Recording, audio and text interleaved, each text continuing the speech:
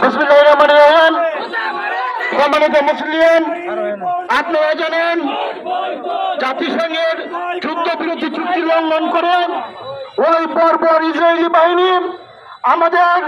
শান্তিপ্রিয় মুসলিম রাষ্ট্র ফিলিস্তিনের উপর যে নৃশংস হত্যাকাণ্ড চালিয়েছে তারই প্রতিবাদে আগামী সাথীরা বন্ধুগণ, এখন আপনাদের সামনে বক্তব্য নিয়ে আসবেন বাংলাদেশ জাতীয়তাবাদী ছাত্রদল বাজিতপুর উপজেলা শাখার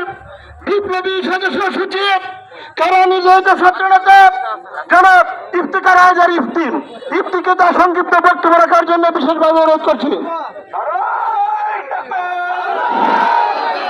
বিসমিল্লাহির রহমানির রহিম। ইসরায়েল কর্তৃক ফিলিস্তিনের গাজা ও রাফা শহরে মুসলমানদের উপর যেভাবে বর্বরিত গণহত্যা চালানো হয়েছে, আজকে তার প্রতিবাদে বাজিতপুর উপজেলা বিএনপির উদ্যোগে আয়োজিত আজকের এই বিক্ষোভ সমাবেশে আপনারা উপজেলা বিএনপি ও পৌর বিএনপির উদ্যোগে আজকের আয়োজিত বিক্ষোভ সমাবেশে আপনারা যারা উপস্থিত হয়েছেন প্রত্যেককে আমি আমার ব্যক্তিগত পক্ষ থেকে এবং